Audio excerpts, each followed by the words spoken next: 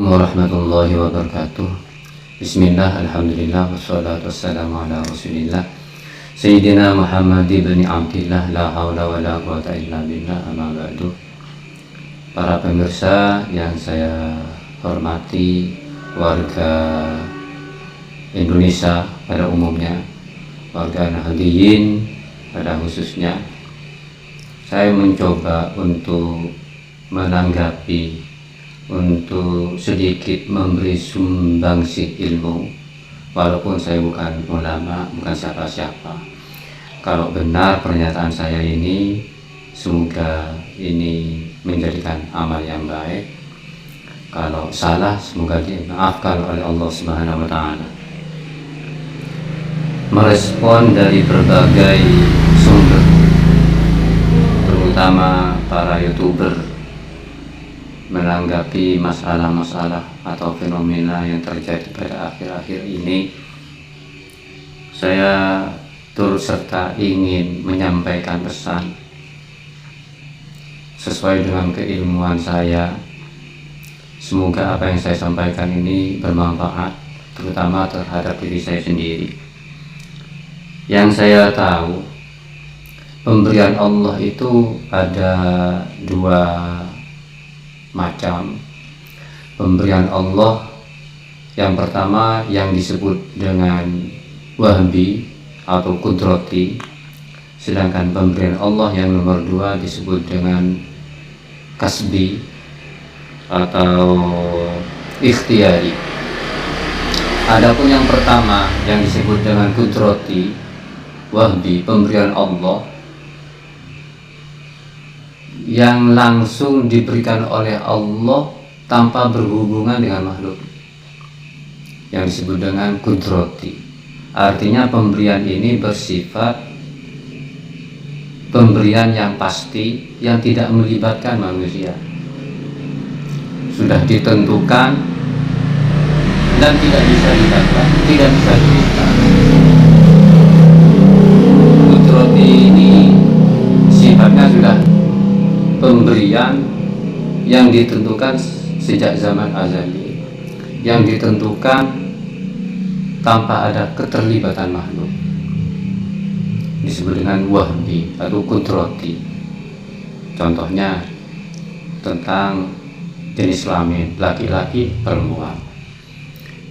Saya sebagai laki-laki gak pernah minta kepada Allah dulu saya minta supaya menjadi manusia dengan jenis kelamin laki-laki, atau saudara saya yang perempuan tidak pernah minta kepada Allah supaya menjadi perempuan, karena sifatnya kudrati, hak prioritas Allah yang ditentukan oleh Allah tanpa keterlibatan manusia. Maka hal seperti ini tidak membuat atau tidak berkonsekuensi terhadap amal perbuatan. Artinya manusia karena laki-laki, kemudian laki-laki itu lebih utama dari perempuan, tidak seperti itu. Atau perempuan lebih utama daripada laki-laki karena jenis kelaminnya, tidak seperti itu. Karena ternyata jenis kelamin itu yang bersifat kudrati ini sudah dibincangkan, sudah difirmankan oleh Allah. Memang Allah menciptakan laki-laki dan perempuan, bahkan suku dan bangsa, lita'arufu. Inna khalaqnakum min dzakari wa untha wa ja'alnakum syu'uban wa qabaila lita'arufu inna akramakum indallahi atqakum. Saya ciptakan laki-laki dan perempuan, laki-laki dan perempuan saya ciptakan, kata Allah. Wa ja'alnakum syu'uban wa qabail, dan dari laki dan perempuan itu kemudian saya jadikan bersuku-suku dan berbangsa-bangsa. Tentu suku berbangsa-bangsa ini dari nasal yang satu,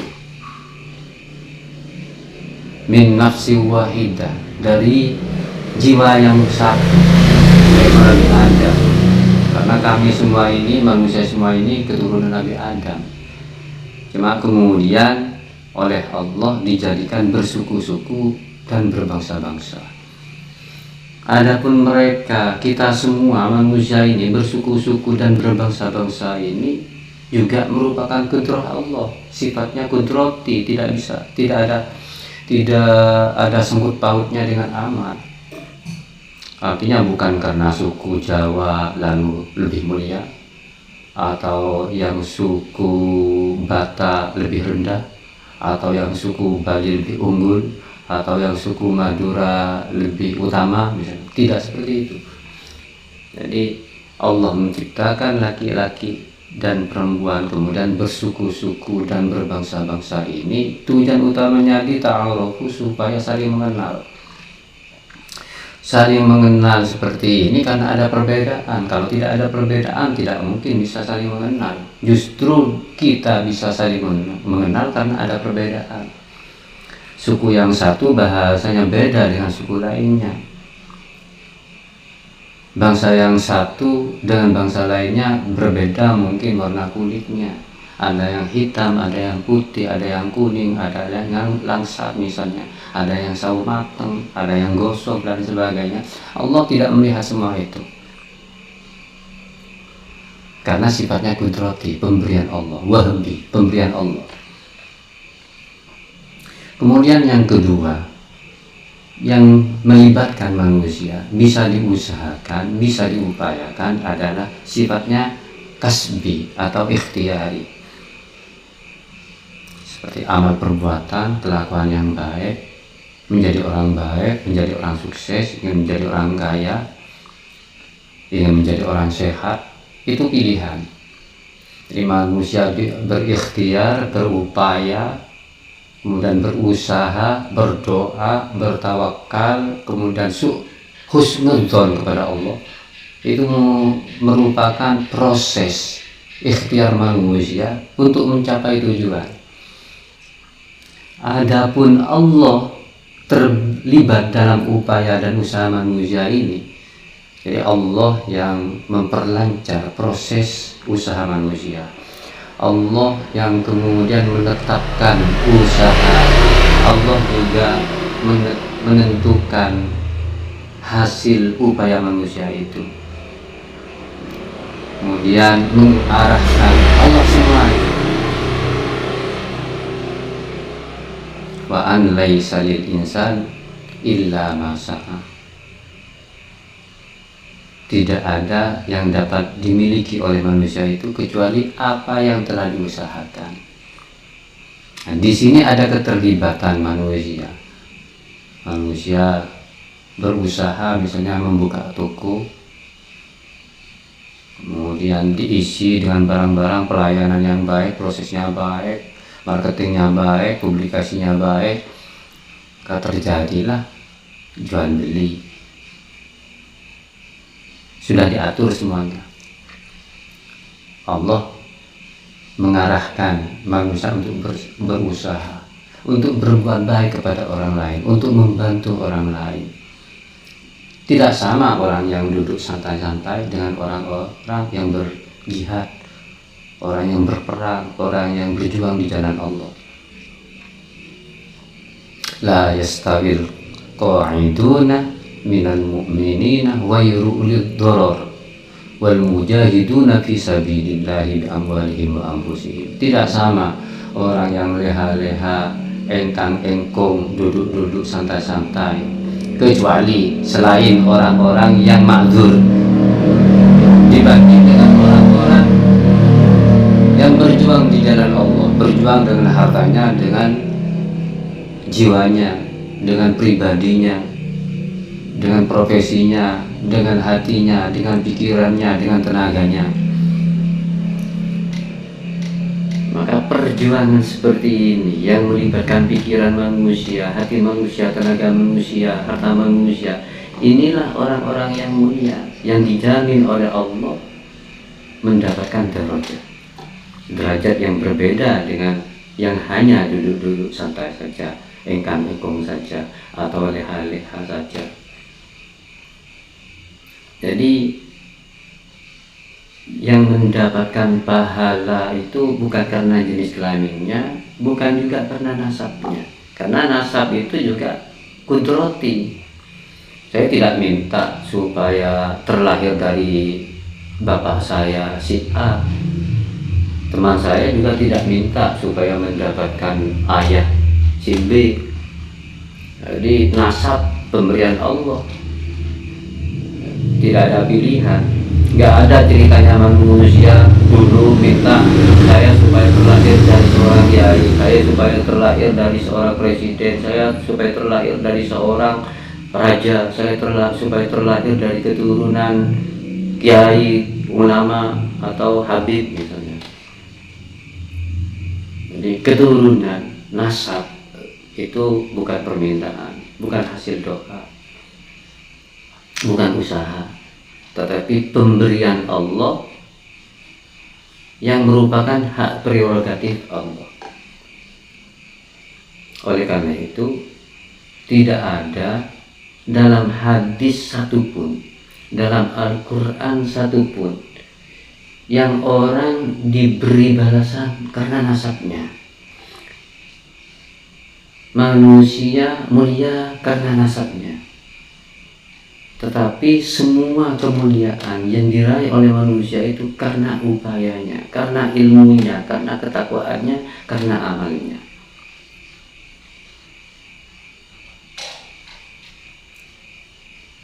Bahkan yang jelas dan nas Al-Quran, orang mulia itu pertama karena ilmu, karena iman, kemudian karena ilmu.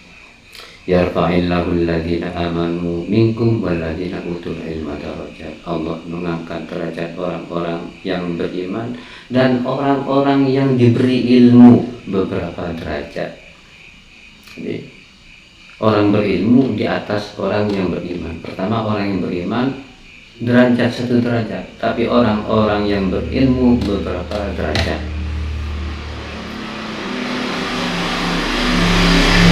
Di sini jelas ilmu itu merupakan pemberian Allah, tapi juga kasbi, bisa diraih, bisa dicari. Nah, di sini perlu manusia itu berusaha, berupaya, bersungguh-sungguh, berjuang untuk mendapatkan harta, berjuang untuk mendapatkan ilmu, berjuang untuk mendapatkan jabatan misalnya, dan lain sebagainya. Kemudian Allah lah yang kemudian mengantarkan manusia itu sukses sesuai dengan usahanya.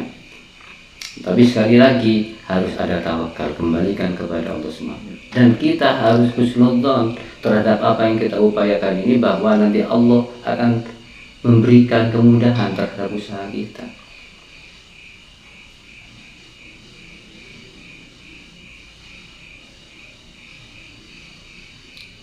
Nah, kemudian yang mewarisi para nabi itu adalah ulama. Al-ulama warasatul anbiya, itu kata Nabi. Hadis Nabi mengatakan seperti itu. Jadi pewaris Nabi itu bukan karena keturunan, bukan diberikan kepada sayyid, bukan diberikan kepada syarif, bukan diberikan kepada habib, tapi kepada ulama. Siapa ulama itu? Yaitu ulama adalah orang yang berilmu dan mengerti terhadap kebutuhan umatnya. Dan al-arifun, orang-orang yang bijak ketika umatnya punya masalah, dapat menyelesaikan masalah. Itu ulama.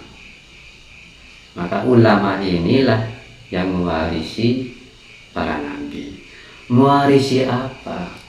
Yang mewarisi akhlaknya, mewarisi ilmunya. Contoh, misalnya ada orang alim, cuma menampakkan kealimannya, tidak menunjukkan akhlaknya, belum ulama.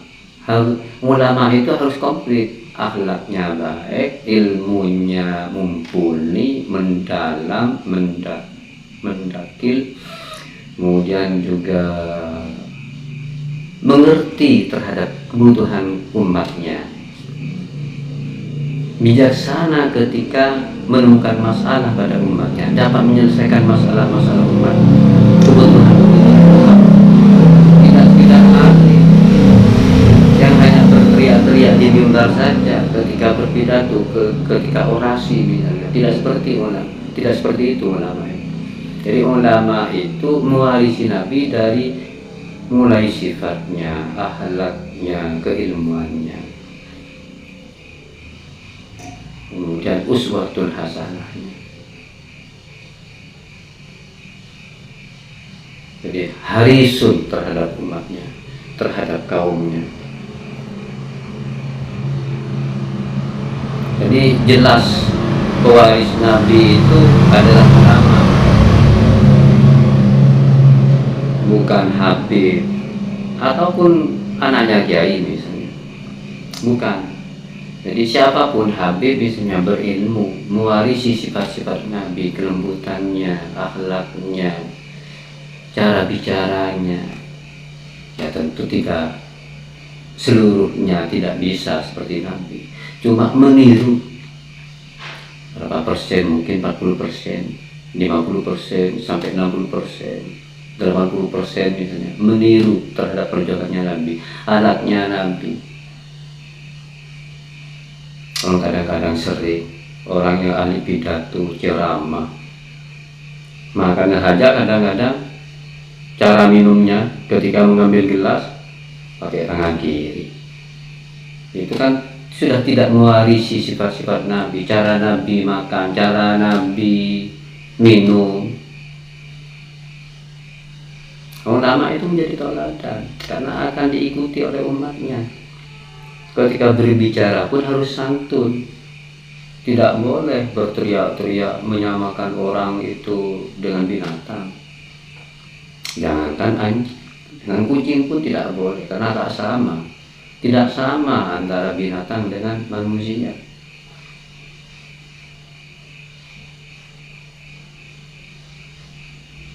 Karena manusia itu makhluk yang berbudaya, makhluk yang beragama, makhluk yang berakal, makhluk sosial. Beda dengan hayawan.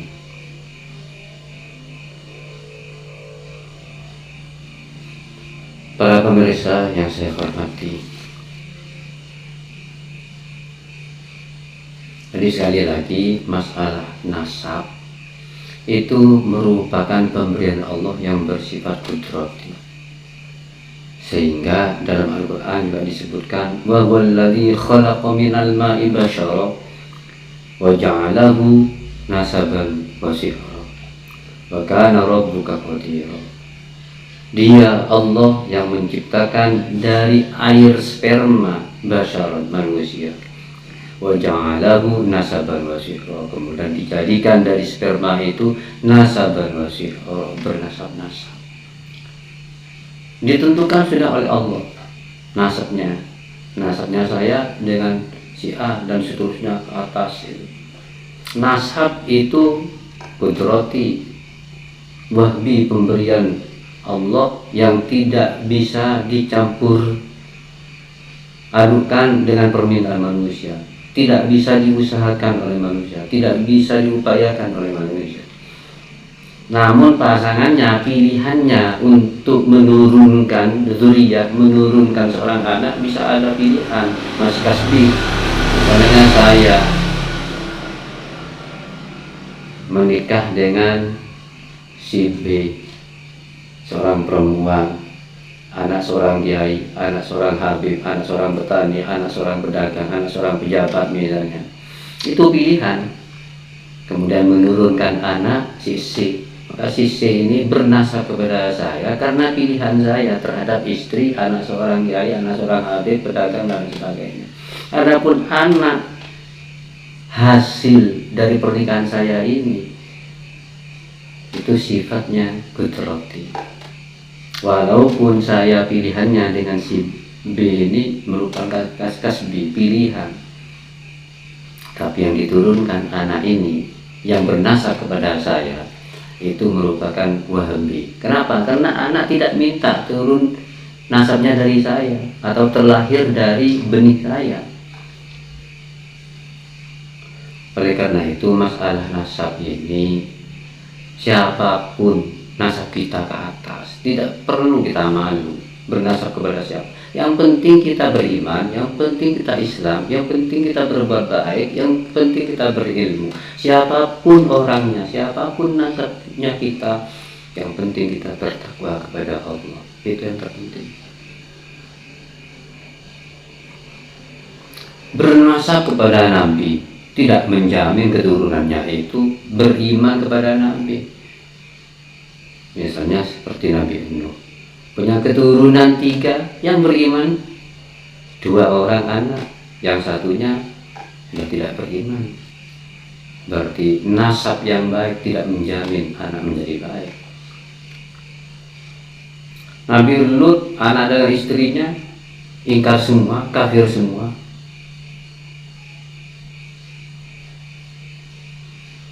Para bangsa yang saya hormati, mari kita tetap berbuat baik, tetap beramal baik, berhusnudzon. Siapapun ayah kita, siapapun mbah kita, siapapun nenek moyang kita, tidak perlu dipermasalahkan.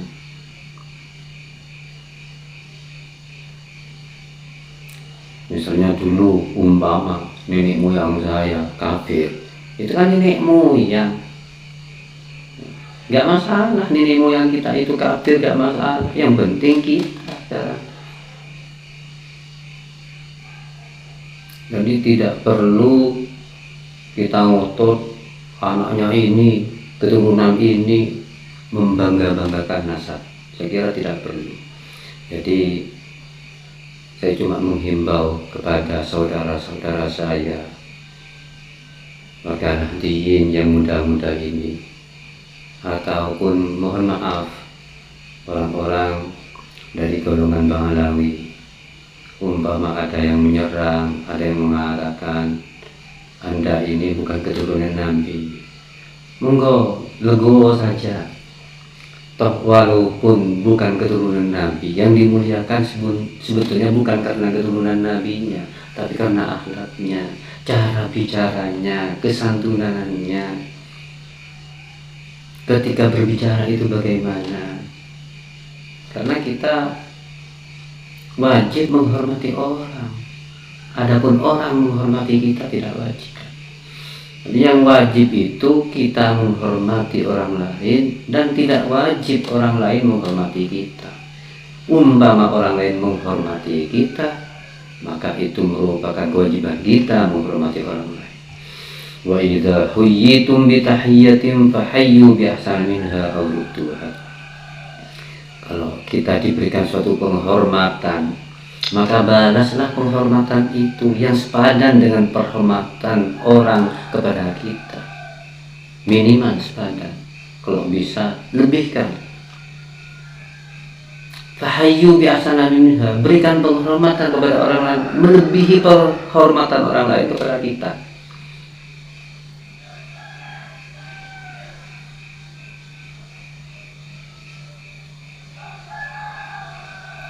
Sekali lagi mohon maaf, saya tidak berniat menggurui, tidak berniat untuk pamer ilmu, tidak. Saya bukan kiai, saya bukan ulama, saya cuma santri pernah mondok.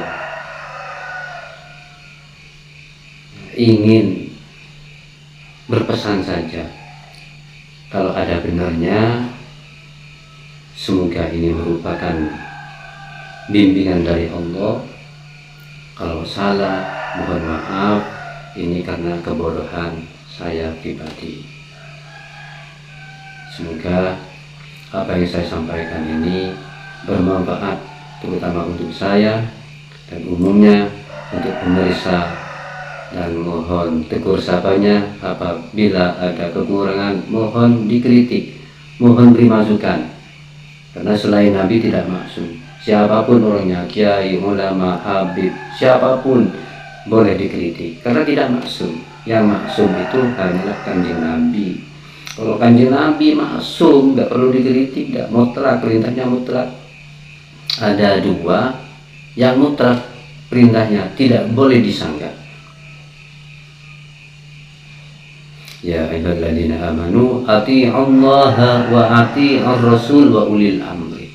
Taat kepada Allah dan taat kepada Rasulullah itu mutlak. Tidak perlu tanya kenapa diwajibkan ini, kenapa dilarang ini. Kalau itu dari Allah, kalau itu dari Rasulullah, mutlak wajib kita ikuti. Tapi kalau cuma dari kiai, dari ulama, dari habaib, kalau salah ya kita kritik, kalau salah ya kita tegur, karena mereka tidak maksud. Terutama seperti saya misalnya berbicara seperti ini, kalau ada salahnya mohon kritikannya, karena tidak ada yang maksum setelah Kanjeng Nabi. Jadi yang maksum itu para rasul, para nabi. Wallahul muwaffiq ila aqwamit thoriq. Wassalamualaikum warahmatullahi wabarakatuh.